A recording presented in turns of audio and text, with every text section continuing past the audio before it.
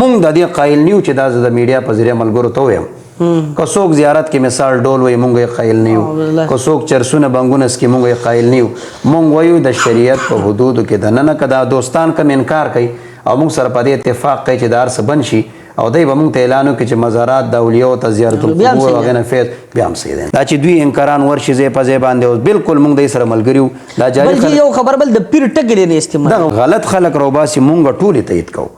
خو مونږ دا وایو دا مو وایي چې دا جعلي پیر و دته د پیر ټکی مې استعمالو کم خلک چې د زیارت القبور خلاف دي دوی دې دا لحاظ وکړي که مثال مونږ د غیر شرعي کارونه نشته دی اکا دوکا مزار به خو که دا خواشي نو آیا دوی به د جواز فتوا ورکړي اهل سنت والجماعت علما دي کدی دم کوي کدی تعویض کوي کدی ساخت کوي هیڅ ممانعات نشته خیر دی دا کم خلک چې دی غلطو خلکو پسې ګرځي دا د خپل مونږ لراشي مونږ سره د کینې چې زمونږ څه تاثر دی چې ته یو طرف والا خلک راوالي یو چرسی بنګي ناسته او ته خلکو ته وایي چې دا پیر دی نو ته به خدای له جواب ورکړې دا پیر دی که چېرته یو څیز ناروا دی یو نبي ولې دا کار کوي مونږ ته تعلیم راکو الله منع نه کو بلکې الله پاک 200 کاله جړا نه رستو د نبی علیہ السلام ذات چې وسیله کو نو دوی قبول کړه که چېرته وسیله غوښتل صاحب قبر ته راتلل دا جرم وي نو صحابه خو غټان خلک دی خدا جرم نه کولو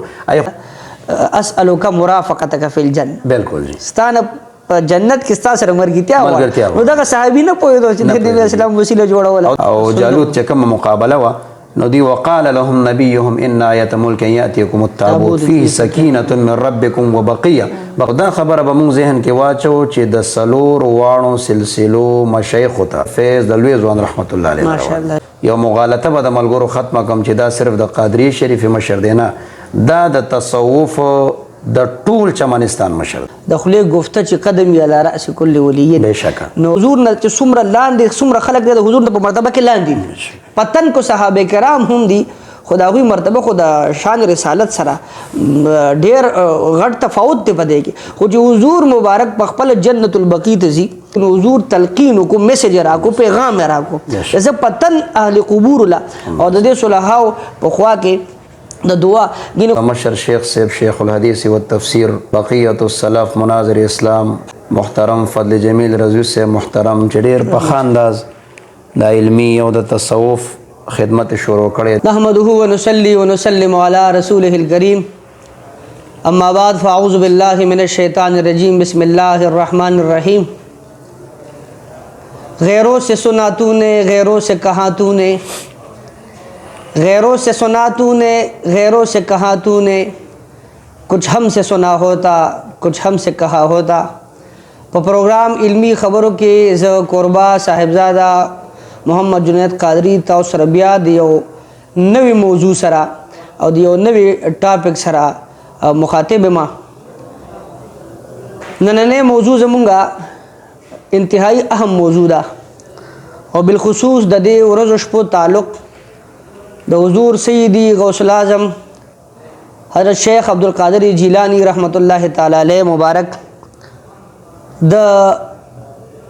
ولادت او د وصال دوانو سره تعلق لرونکي د ایام دي په دې بنیاد باندې د موجوده مرکه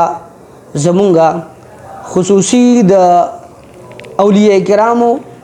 د نیکانو بزرگانو صوفیه کرامو د هغوی په طرز زندګۍ او د هغوی په احوالو باندې او د هغوی سره متعلق چندې خصوصیاتو باندې د موجوده مرکه ده په پروګرام کې موجود زموږ سره انتهایی د عزت او د تکریم لایق قدرمن شخصیت عزتمن شخصیت مراد زاغینا زما ډیر محترم و محتشم حضرت العلامه مولانا وحید الله جرار صاحب محتمم جامعه دارالحنا پشاور زمونږ په دې پروګرام کې زمونږ ملمه دی هغوی ته مونږ هرکلی وایو السلام علیکم ورحمت الله وبرکاته السلام ورحمت الله وبرکاته علامه صاحب اول خو ستاسو ډېر مشکور یو چې موږ له وخت راکړو ټایم مو راکړو او دلته زموږ سره زموږ مېلمستیا ما ته ګوډه قبول کړه او چونکې تاسو ته پته ده چې د تصوف یو لویه کړۍ ده الحمدلله او اهل تصوف او اهل طریقت دا د دنیا او د نړۍ په ګوټ ګوټ کې الحمدلله موجود دي او زمونږ دینی ابیاري کوي زمونږ مسلکی زمونږ تصوفي ابیاري کوي په دې بنیاد باندې د حضور غوث الاعظم شیخ عبدالقادر جیلانی رحمت الله تعالی علیه چې د تصوف او طریقت بیا بالخصوص د سلسله قادریه یو عظیم بلکې د سلاسل او اربعو کو مونږ وایو نو په یو بنیاد باندې پیشوا او مقتدا دی په دې بنیاد باندې د دې ایامو چونکې د هغوی مبارکو سره تعلق دی نو موږ وایو چې د ابتدایي تمهیدي کلمات تاسو د هغوی په شخصیت باندې چندې روشنایي واچوئ بیا مزید چې کوم سوالات زموږ د عوامو دي هغه به انشاءالله شامل بسم الله الرحمن الرحیم اللهم صل على محمد وآله وعترته بعدد كل معلوم له اولا خذ د جامعه سبحانیه رضویه مالکان درگاهی کې چې کمالویه جامعه د علم ظاهر او د باطن خدمت کې دا ډېر شکرګزار یم جزاک الله خصوصا د مشر شیخ صاحب شیخ الحدیث و التفسیر بقیت السلف مناظر اسلام محترم فضل جمیل رضوی صاحب محترم چې ډېر په ښه انداز د علمي او د تصوف خدمت شروع کړی دی بیا ستاسو ډېر شکرګزار یم تاسو ماته موقع وخت راکړو الله دې دا مجلس د خیر باعث وګرځوي آمین آمین جزاک الله نو زه به ساده الفاظو کې داسې یم چې اولیاء خو په دنیا کې ډېر دي هغې نه خو د چا انکار نشته دی جی جی خو دې بعضې اولیاو ته الله پاک خصوصي مقام ورکړی ماشاءالله جی ماشاءالله قطب الاقطاب قطب دوران قطب مدار حضرت محی الدین شیخ عبدالقادر جیلانی رحمت الله علیه ماشاءالله بیا دوی مبارک یو داسې حیثیت لري جی چې څلور سلسلې زمونږ په تصوف کې موجوده زمانه کې په ټوله دنیا کې رایجې دي داسې دی قادریه شریفه ده چشتیه شریفه ده نقشبندیه شریفه ده سهروردیه شریفه ده جی جی داسې مثال به درته درکم یو عام چې د عوامو ملګرو ذهن پې خلاص شي جی د دوی مبارکو داسې حیثیت دی دا ما چې کوم القاباتو لګول قطب الاقطاب ماشاءالله قطب دوران قطب مدار قطب ارشاد بشک نو دا خبره به مونږ ذهن کې واچو چې د څلور واړو سلسلو مشایخو ته د دوی مبارکو د زمانې نه بعد چې څومره مشایخ تیر شوي دي داسې ده عین تر قیامته پورې څلور واړو سلسلو مشایخو سینو ته فیض د لوی ځوان رحمت الله علیه ماشاءالله ماشاءالله ډېر ښه جي ډېر ښه دا یو اتفاقي مسله ده که دې کې به داسې نه چې دې کې به د چا اختلاف مونږ سره راشي جی جی جی خصوصا د دې سلاسل اربعو والا که نقشبندان حضرات دي هغوی د ده مبارک قدم ته خپل سر ایښودی دی که د نور لکه دا نسبت یو مغالطه به د ملګرو ختمه کړم چې دا صرف د قادریې شریفې مشر دی نه دا د تصوف د ټول چمنستان مشر دی ماشاءالله هغه حضور غوث الاعظم رضی الله عنه مبارک د خولې گفته چې قدم یې علی رأس کل ولی بېشکه نو یقینا چې د اولیاو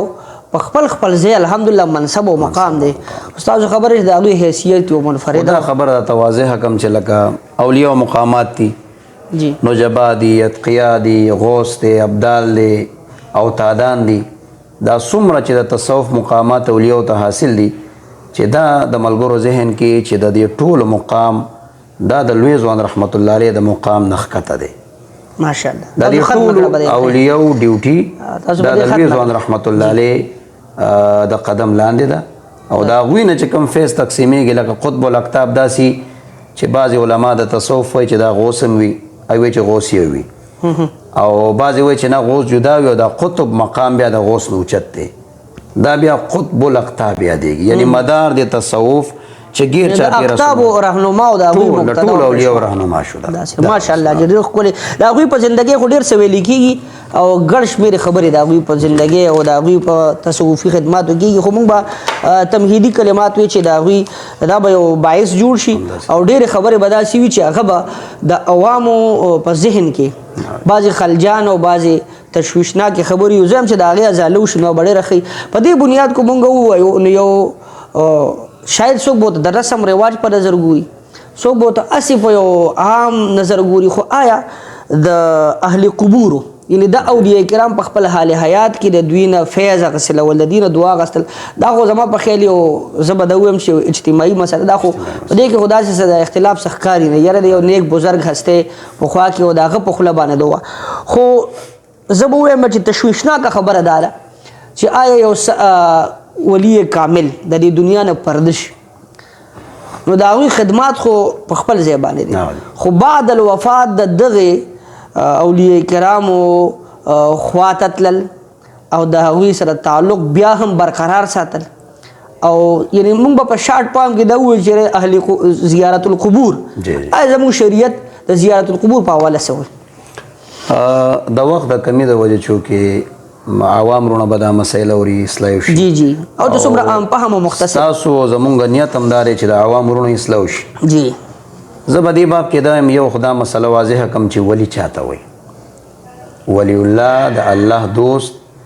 زمونږ شریعت هغه چاته وایي چې دی به نوک نه تر سره په شریعت محمدي باندې پابند وي ماشاءالله دا د ملګرو ذهن واضحه کم ځکه بعضې ځایونو کې ستاسو خبره چې یو نوم خو خلک د ولی او نن سبا ستاسو خبره مې کټ کړه خو داسې یو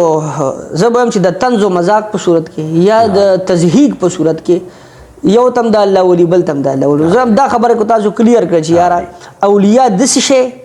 او ولایت څه شی دی یعنی اولیاء سیدې ولایت څه شی دی نو دغه زما مقصد هم دا چې د دې خبرې وضاحت وشي چې اولیاء د الله دوستانو ته وایي او بیا موږ هغه چاته وایو چې نوک نه تر سره پورې په شریعت محمدي پابند دي بعضې دوستان بعضې خبرو له غلط رنګ ورکي مونږ وایو خیر دی زمونږ وروڼه یې مونږ سره کښېنې اسلام وکړو پوی مو کړو چې مونږ ګیره خریلې ته ولي نه وایو مونږ ډولونو والا ته ولي نه وایو د شریعت مونږ وایو چې د شریعت سو خلاف یې تی مخالفت کې زه به هم در سره ملګری شم مونږ دا وایو چې کوم د الله دوستان دي چې په حیات په زندګۍ باندې د دین او د اسلام خدمت کړی دی لکه دا مثال به درکم د څومره اولیاء چې په دې ګردونوا کې پیر بابا رحمت الله علیه شو اخوند بنجو بابا رحمت الله علیه شو نو دا اولیاء د خلکو ته داسې معرفي کوي چې دی به ډولونه وال دی جټانو انپړو حالانکه پیر بابا رحمت الله علیه لوی محدث و ماشاءالله دا مناظر و لوی فقیه د دوی په زمانه کې چې کوم روشنی فرقې والو پیر طارق د هغې په سخته مقابله دی اولیاء کړې وه همداسې وه اوس زیارت القبور مسله چې یو انسان په زندګۍ ښه زندګي تېره کړه شریعت مطابق بیا د ده کړۍ متصل شوه تاسو مخکې د لوی ځوان رحمت الله علیه خبر وکړه نو هم د لوی ځوان رحمت الله علیه دا قول دی که چې د چا فکر دا وي چې د الله معرفت به زه په ځان ته عبادت او په تلاوت او په دې حاصل کم دا تر هغې نه حاصلېږي چې د یو نیک صالحه او بزرګ انسان سره لاس کې لاس نیول ماشاءالله داسې ټیک شو جی ستاسو خبره دا چې د یو صوفي د یو بزرګ هسته د هغوی نسبت ډېر ضروري دی جی نو بیا چې د نسبت کې راغی او دوی ته خلافت میلاو شو دوی ته اذن میلاو شو دوی بیا د خدمت خلق څومره چې مخلوق دی که نه دې خدمت شو دیني لحاظ سره دا چې کله وفات شي نو د زیارت القبور مسله چې د دې زمانې پورې نه ده دا نن نسل کاله مخکې زمانې پورې نه ده بلکې عین نبی کریم صلی الله علیه وسلم مبارک بذات خود د جنت البقیع قبرستان صحابه ملاقات ته بوتلو او د مسلم شریف حدیث داسې د کوم راځي وفا الوفا باخبار دار المصطفى علامه سمودي صاحب لیکلي دي چې مبارک به جنت البقیع قبرستان ته لاړو هغې ته به لاس اوچت کو درې ځل به یې دعا کوله تر دې پورې الفاظ دي بیا دې ته وګورئ نبی کریم صلی الله علیه وسلم مبارک چې دنیا نه پرده وکړه او مبارک باندې وفات شریف راغو نو معلومی خبرې دي په دې کې اختلاف هم نه دی پکار عایشې بیبي رضی الله عنها مبارکې په حجرې کې صحابه براتله د مبارک ملاقات به کولو بعد الوفات یعنی هغه اصل موجود شو چې صحابو دا کړي دي بیا د صحابو په زندګۍ نور صحابه د هغوی ملاقات وته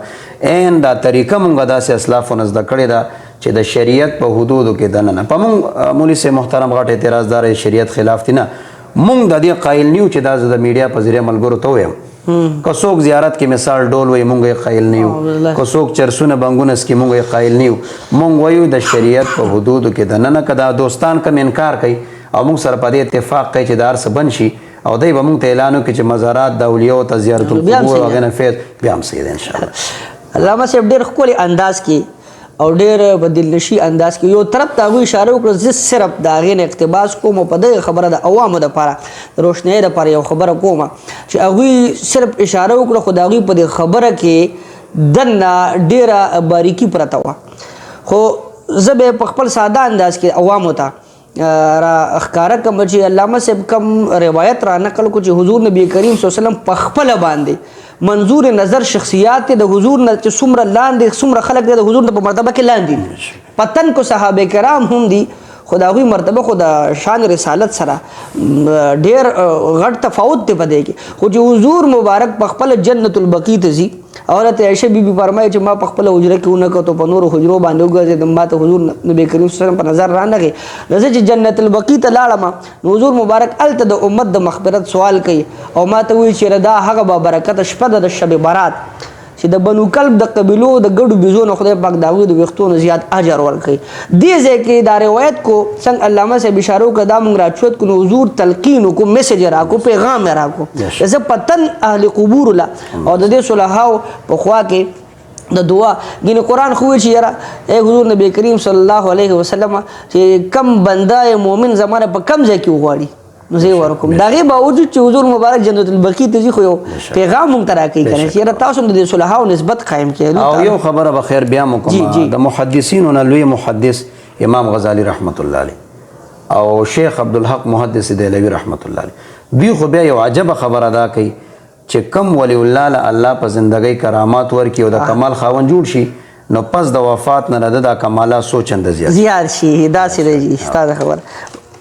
ډېر ښکلی جی ډېر ښکلی دقیقې خبرې وشوې په دې بنیاد باندې یو خبره بل اضافه کوو هغه دا چې یو زیارت قبور ته تګ دی بل هلته دا هم زما په خیال ستاسو په دغه یو خبره کې حل شوه نبي علیه صلات وسلام سوال کوي په جنت البقیع کې نو سوال غوښتل جایز شو خو لږې د عوامو ته خیر تفصیل هم کوي چې یاره په زیارت القبور کې غوښتنه او د یو ولی په خوا کې غوښتنه آیا د دې غوښتنه څنګه پکار ده مطلب دا چې غواړو خو موږ د الله نه خو هغه د ولی الله په خوا کې وي او هغه په جومات کې وي دا زه هم تاسو د عوامو ته دا هم په ګوته کې چې یاره زمونږ د غوښتنې طریقه د اهل قبور خوا کې څنګه ده نو دې کې به دا مسله واضحه کم ملګرو دوستانو ته چې یو د یو څیز منع ده په شریعت کې موږ ډېر لټونو کو چرته شریعت په حدیثو کې د فقهاو په خبرو کې یعنی کم چې زمونږ دین دی پاغي کې مونږ د مزارات خوا ته منع د دعا پیدا نه کړ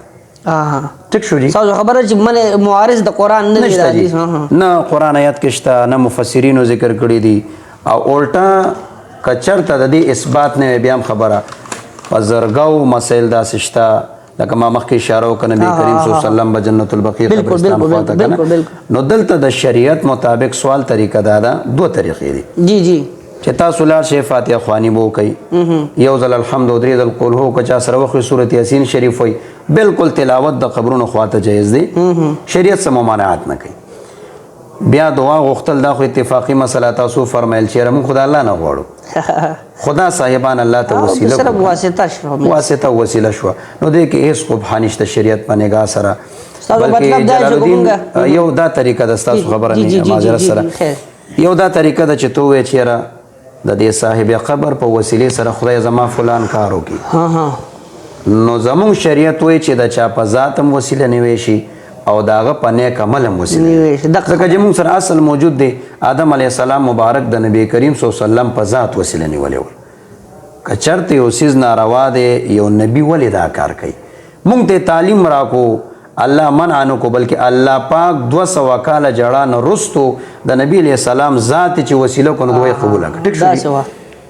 صحیح طریقه دا ده تلاوت بو کې داغه مبارک روح ته یو بخي کو ولی وی کو صحابي قبر ته ولاړی او بیا به دعا کې خدای د دې صاحب قبر په وسیله سره می فلان کارو کې د الله ته خوښت دویمه طریقه جلال الدین سیوطی رحمت الله علیه په شرح الصدور کې ذکر کړی ده دا ډېر معتمد شخصیت او په نیم سو کاله مخکې تیر شوی جی هغه مبارک تر دې تصریح کوي شرح الصدور کې چې 10 ویل شي صاحب قبر ته وي چې ته الله ته سفارش وکړه دا دوه طریقې دي نو ګوره مونږ دا نه وایو چې مونږ وایو چې تر الله سره که مونږ وایو ته الله ته سفارش وکړه او دا استاد خبره په دنیوي معاملاتو کې مونږ دی چې دفترونو ته ځو اوس کو څوک دا وایي چې دا کار ته خدای نه کو څوک دا وایي چې دا کار ته دا ډایرکټ بلا واسطه وړي نه واړي استاد خبره په دنیوي معاملاتو کې چې مونږ منه ام پی لزو نو الته دا سوال نه چوتيږي چې استاد خبره دا ډایرکټ څوک وایي کنه جی نو آدم علی السلام نه متقی انسان څوک دا الله اور العظم انبیاء کیو نو آدم علی السلام خود 200 کال الله ته جوړو کو صحیح روایت کې راځي چې د نبی کریم صلی الله علیه وسلم په وسیله سره سوال ډیر زبردست مونږ ته تعلیم دی جی مونږ ته تعلیم بل جی دا تاسو خبره د خبرو کې خبر راشي چې کله د قرآن نصوص په دال دي چې کله د طالوت پیروکار به جالوت ته ور مخامخ کېدل نو هغوی به هغه د تبرکات د حضرت موسی علیه السلام چې آیات یکم التابوت فی سکینة من ربکم هغه به وسیله جوړ نو ګویا موږ به دا وو چې دا خو یعنې د قرآن نص پې باندې چې کوم دی نازل دا جی د یهودو به د نبي علیه السلام مبارک د پیدایش نه وړاندې په بچو محمد نومې خو په دې سوچ باندې چې زمونږ بچی به دا شي او دا پرېږدی داسې یو طریقه پې رالې وه چې کفارو سره به میدان جنګ ته مقابله کې شو نو د نبی علیه السلام په وسیلې به خدای هغه نبی چې آخره زمانه کې به ته رالیږي د هغه په وسیله موږ ته فتح راکړي داسې ده داسې ګوره چې هغوی ته هم پته وه چې دا کار سم کار دی هغوی ته به فتح میلاو شوه ستاسو خبر په ډېرو ځایونو کې به چې صحابو ته مشکل رالل او بیا د نبي اسلام د یعنی بعد الوفات هم د هغوی مبارکو د قبر خوا کې لکه د کهات صالح په صورت کې وغیره روایت شته که نه نو ستاسو خبره ده چې د وسیلې نیول عین د قرآن او حدیث موافقه دا یو روایت به خیر خیر ووایي جی عمر فاروق رضی الله عنه په زمانه کې دا چونکې خلیفة المسلمینو نو دغه زمانه کې صحابه ډېر وله جی لږ تابعین او ډېر صحابه او د نبی علیہ السلام مبارک مزار شریف ته یو صحابي راغی هغه وخت کې قادسالي رالی وه او دا روایت امام حاکم په مستدرک کې ذکر داسې ده جی نو راغی د نبی علیہ السلام قبر شریف ته ودرېدو او داسې الفاظ وی چې ای د الله رسوله امت د پاره د باران وغواړه فانهم قد هلکو که باران ونه شو د امت به دې هلاک کی نبی علیہ السلام مبارک هغه مزار شریف کې بل یو صحابي تشریف فرما دی هغه ته خوب کې راځي چې د تزیره ورکه چې باران به په تاسو باندې وکړی شي باران بیا وشو جي ماشاءالله که چېرته وسیله غوښتل صاحب قبر ته راتلل دا جرم وی نو صحابه خو غټان خلک دی خو دا جرم نه کولو ای خو د شرک او بدعت نه ځان داسې ساتلو داسې لکه څه مثال به درته درکړم چې موږ تاسو تور ما نه ځان ساتو مثال که نه بل جي دا تاسو وایه دغه خبره ده چې صحابو هغه صحابي چې حضور مبارک خدمت وکړو بیا حضور ته وفرمایل چې یاره اسألک مرافقتک فی الجنه بالکل جی ستانه په جنت کې ستا سره مرګتیا وه نو دغه صحابي نه پوهېدو چې د نبي علیه السلام وسیله جوړوله او داسې چې ډېر روایات دي ما به طور مثال درکړو چې صحابو د نبي علیه السلام مبارک مزار شریف کې پراتو دعاګانې غوښتې مبارک ته به یې ذات خپل فریاد کولو بلکې صحابو نه موږ باندې خدای اعتراض راځي چې تاسو وسیله ونیسئ داسې روایات به زه یو سل پیش کم وخت نشته چې صحابو نبی علیہ السلام ته ډایرکټ ویل الله رسول ته وکړه کار داسې داسې روایات هم شته دي او د خیر القرون زمانه وه ښه زمانه وه دوستانو ته د دې موضوع په ذریعه دا تعلیم نه ورکوو بلکې مونږ خلک د شرک او بدعت نه ساتو خو چې کم یو ثابت څیز دی په دین کې مونږ وایو چې هغې ته غلط نسبتونه شي صحیح شو جي ډېر ښکلې خبرې په دې باندې وشوې یو خبره به چې اخري ته بوځي او دوه سوالات پاتې کېږي هغه ده چې د دغه نیکانو سره چې کوم متعلقات دي د هغوی سره تعلق لرونکي نو نبی اسلام په زمانه کې مونږ ګڼ شمېر داسې روایت دي چې د حضور سره نسبت نو صحابي ته د قدر په نظر کتي د هغه لعاب دهن ته د حضور مبارک صحابو د قدر په نظر کتي د هغوی څومره متعلقات چې د قدر په نظر کتي نو آیا جی دام رهنمایو کې چې یو د صاحب قبر کو هغه یو ولی دی په تن باندې هغه صحابي دی خو د هغوی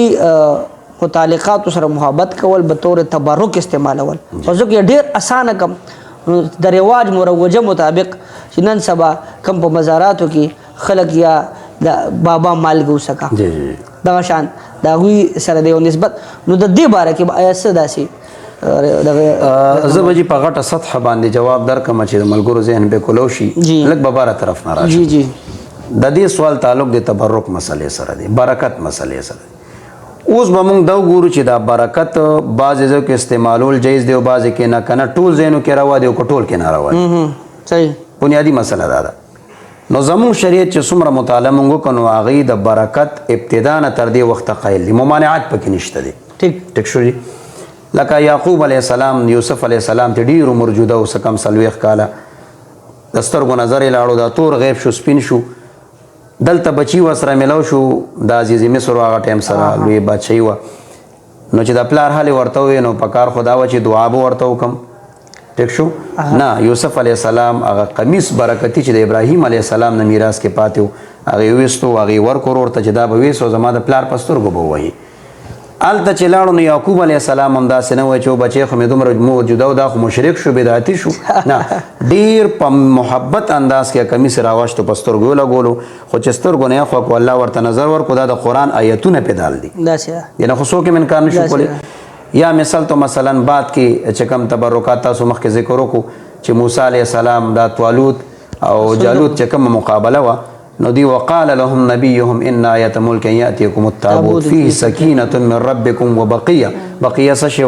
د صندوق کې د موسی علیه السلام پاڼې وي امسا وه د تورات ټوکړې وي د دوی پټکي پکې یعنی موږ ته قرآن دا تعلیم راکوي چې د یو بزرګ او د نیک انسان خوا که نبی وي که ولی وي که صحابي وي هغه نه برکت حاصلول جایز دي پاتې دې مسله کې زمونږ د اولیاو مزاراتو خواته عموما مالګه پرته وي نو دا چې اوس کې نو دا خلک وایي چېرې د شرک وګوره یو خو دا شرک ورکوټی څیز نه دی جی دا تعریف یو لحاظ سره هم په دې نه صادقېږي چې ما مالګه وسکوله زه مشرک شم یو خو مالګه حدیث شریف کې راځي حضرت علی رضی الله عنه مبارک ته نبی علیه السلام فرمیل چې دا د اویا بیماریانو دپاره علاج دی ماشاءالله جی نو د اویا بیماریانو دپاره علاج دی نو که ته دکان کې سکې که ته کور کې سکې که ته مزار خواته سکې اوس که په ما باندې دا الزام راځي چې مثال تاسو ورته د برکت او د شفا قیده ساتئ نو خو موږ سره پې نستی چې ان رحمت الله قریب من المحسنین نو دې کې برکت نور هم سیوا شو نو دې مینوالو ته به دومره ویما چې د حدیث مطابق په مالګه کې شفا ده نو که دا د ولی الله خواته پروتي په دې نور هم د الله رحمتونه وریږي دې کې شفا ډبل شي او د شریعت نگاه سره مونږ بیا ملګرو ته وایو چې د شریعت نگاه سره په دې کې څه ممانعات نشته دې زمانه کې د نیکانو امسا پیزار چې څومره د دوی متعلقات دي بطور تبرک زمونږ د ټولو عقیده داره چې مؤثر حقیقي پکې الله دی ماشاءالله د مالګه کې شفا چونکې ذات الله دی دا تیل کې استعمالوم شفا چونکې ذات الله دی دا پکې سبب او وسیله شو تاسو ډېر ښکلې خبرې وکړې په دې کې چې زه مزید ستاسو ذهن کې به یې هم چېرې د نبی صلی الله علیه وسلم بیبي محترمه حضرت عایشه صدیقه رضی الله عنها چې حضور په خپله فرمایل چې نیم دین دا د حضرت عایشه صدیقه نه زده کړي هغوی مبارکو سره به د حضور جبه وه او هغه جبه چې به کله یو بیمار شو نو هغه عایشې بیبي رضی الله عنها مبارک معمول به دا و چې هغه جبه به هغې څه حصه به په اوبو کې ورښکته کړه او بطور شفا به او دې نه چې قوي روایت لکه دا خو په خپل ځای خو هغه ډېر عمل د صحابو بچو ام سلمې رضی الله عنها سره د نبی علیه السلام د ذوالفطار مبارک مدینه منورې د حدیثو الفاظ دا دي پکار خدا د یو سړی بیمار شي طبیب ته لاړ شي لکه په موږ د اعتراض راځي د مدینه منورې خلکو به چې څه قسمه بیماري راغله نو ام سلمې بیبي ته به یې اوبه راولېږلې چې د آقا او د مولا د ذوالفطار پکې ډوب کوي او بیمار بچه اوس کلی الله به شفا ورته ورکړي بالکل همداسې وه چې هغوی به معمول به د هغوی دا و چې هغه حضور بل جي حضرت خالد ابن ولید رضی الله عنه چې مشهور روایت دی چې هغوی مبارک دا یعنی د تبرکاتو حفاظت چې کوم الحمدلله سنت والجماعت ډېر په ښه طریقه باندې کوي چې د یو ولی کامل د یو بزرګ څومره متعلقات یې د قدر په نگاه ګوري نو د هغوی مبارک چې په میدان جنگ کې دی په جنگ یرموک کې د کله ترې خپله پګړۍ لاندې پرېوته نو هر څه پرېښود په پګړۍ پسې تکل کوي او بیا په جواب کې وایي چې یاره زه ولې دومره تشویش دا د ملګرو سوال وکړو جي ورته یې وایي چې یاره تاسو شهیدان کېده او تاسو سره ټوپۍ غمو ورته وایي دا څه معمولي ټوپۍ نه ده دوی کې د آقا او د مولا د ذوالفطار د مارچ ګنډلې ځان سره ستاسو مطلب دا دې صحابو چې د حضور لعاب استعمال کړي هغه د حضور نبی کریم صلی الله علیه وسلم یو وینځه ده چې هغوی د حضور مبارک تش بول ګوره دا نو هغه چې د هغې خېټې ته لاړه نو حضور مبارک ورته وایي چې په تا باندې اور د جهنم بالکل حرام شولو دوی جي ستاسو خبره چې په شریعت کې عین د دې شواهد او د دې دلایل بلکې زه به داسې وایم جي د نبی کریم صلی الله علیه وسلم لعاب د هغوی مبارکو خوله د هغوی مبارکو وینه صحابو څکلې ده خلک ورته تشي متیاز یې مونږ ورته د نبی علیه السلام خوشبویي مبارک وایو مونږ د ادب لهجه استعمالو که نه خلکو ته ادب ښیو مونږ اوس دا وایو که چېرته شریعت کې دا وی چې دا برکت نبی پورې خاص دی او ښکته نشته مونږ به نه استعمالول شریعت کې منع نشته بعد کې صحابو د نورو ملګرو تبرکات استعمال کړي تابعینو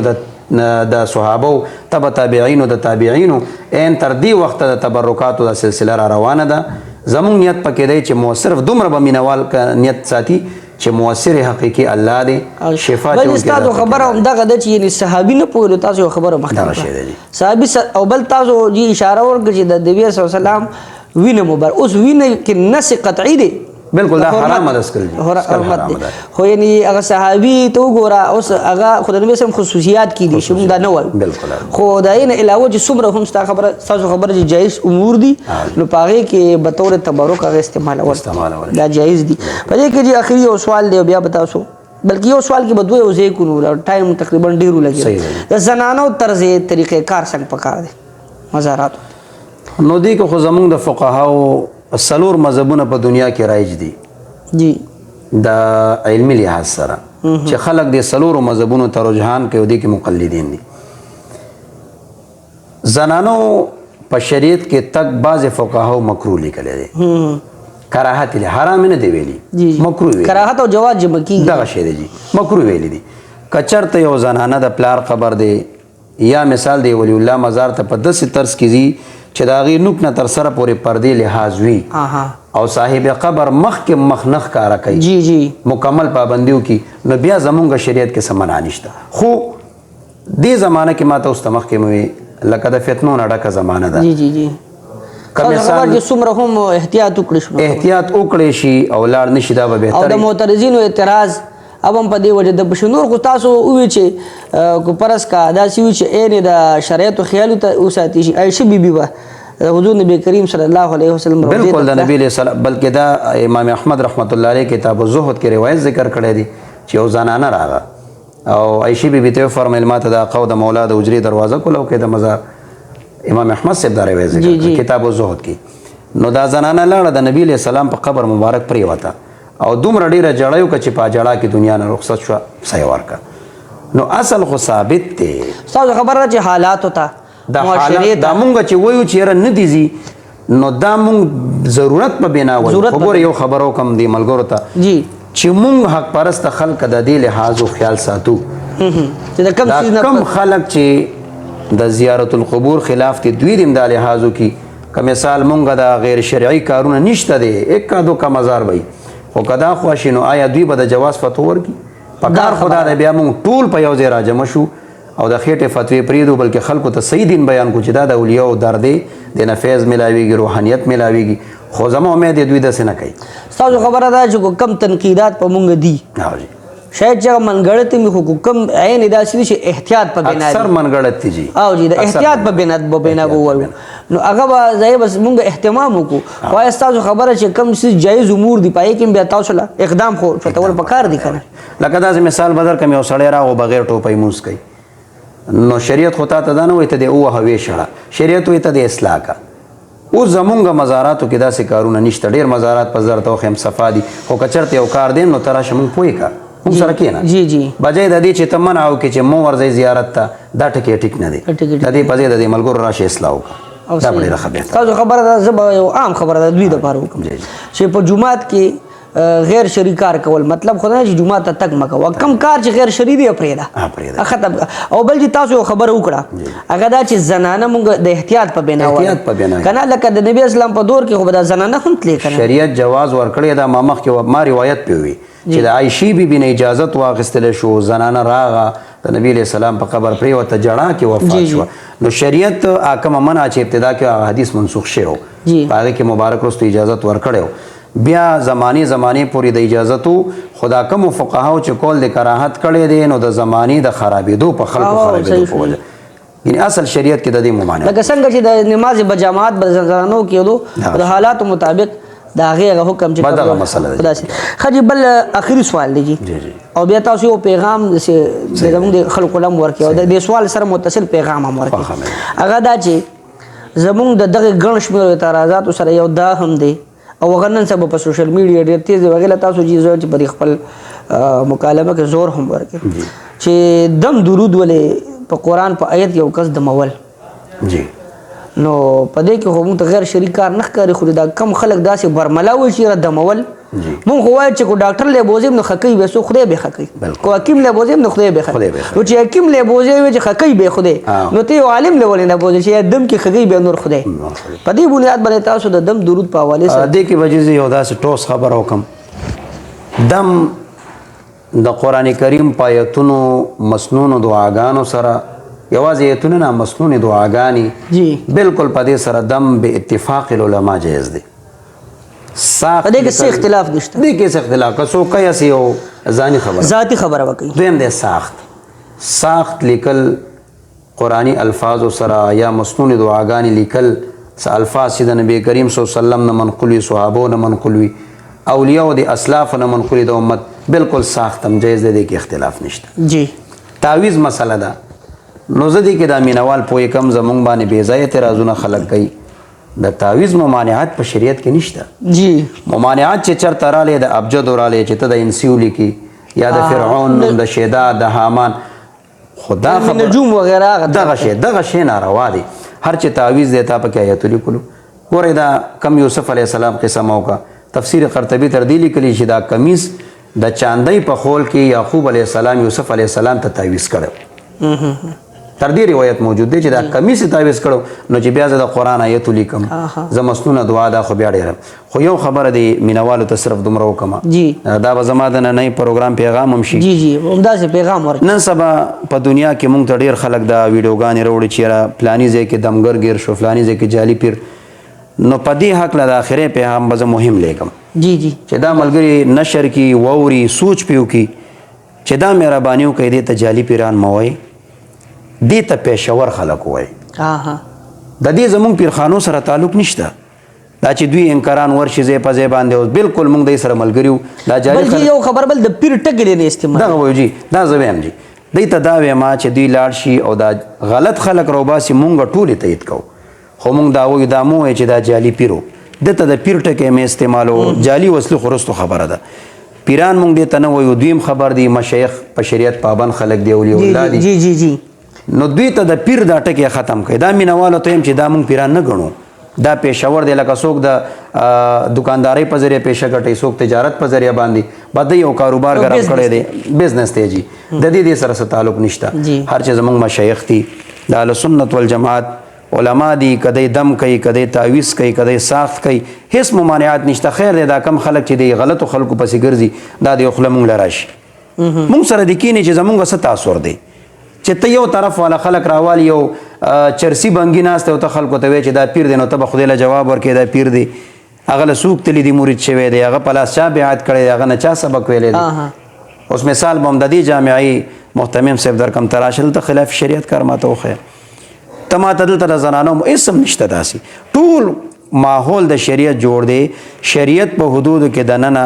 ټولو مینوالو ته وایم چې دم کول ساخ کول تعویض کول دا بالکل روا دی کې هیڅ اختلاف د شریعت د نوګانه نشته او دا ملګري د دومره احتیاطو کې دې نه مخکې چې د دې خلکو خبرې ووري او مونږ سره اختلاف وکړي یا مثال مونږ سره زیاتې نشته خپل عقیده ځان ته خرابه کړي نو دا سړی دې ولټوي چې د کم سړی رئیسار کړی دی ما ته د مشایخو کې څوک وښایي چې دا غلط کار کوي مونږ مجرمان یو بیا بالکل مونږ خپل جرم منو خو چې نه مونږ د شریعت مطابق زندگی تیرو نو صحیح پیران مه بدناموئ صحیح علما مه بدناموئ دم ساخت تعویض د مشایخو ملاقاتو ته تلل د شریعت په نګاه بالکل صحیح کار دی هېڅ اختلاف پکې نشته ماشاءالله جزاک ډېره مننه دي ستاسو د وخت راکولو ډېر ښکلی پیغام مو وکړو ډېر ښکلی ناستې جوړ شو زه یو ځل بیا د جامعه سبحانیه رضویه خصوصا د شیخ الحدیث والتفسیر او حضرت العلامه مولانا مفتی محمد جنید صاحب ډېر شکرګزار یم مونږ ته وخت راکو عزت راته راکو الله دې ورته ډېر خیرونه ورکړي الله دې دا جامعه چې څومره عمر نه لګیا ده او د ظاهر او د باطن خدمت کوي الله دې نورې ترقیانې ورته نصیب ډېره مهرباني دا چې زموږ ډېر محترم ډېر محتشم ډېر قدردان زموږ د پېښور د سیمې سره تعلق لرونکي معتمد شخصیت حضرت العلامه مولانا مفتی وحید الله جرار صاحب ډېر په خپل منفرد لب و لهجه کې په دلنشي انداز کې زموږ سره دا مرکه او په ډېر پرمغز گفتگو شو او پرمغز خبرې وشوې امید لرم چې زموږ د کتونکو به اصلاح هم شوي وي او په دغه بنیاد باندې به د پروګرام چې څومره هم په کم انګل باندې خبرې وشوې دا به د هغوی دپاره ډېر کارګر ګرځي ډېر مفید به ګرځي هم د دې اختتامي کلماتو سره زه قربا صاحبزاده محمد جنید قادری تاسو نه په دغه کلماتو سره اجازت غواړم وما علینا الا البلاغ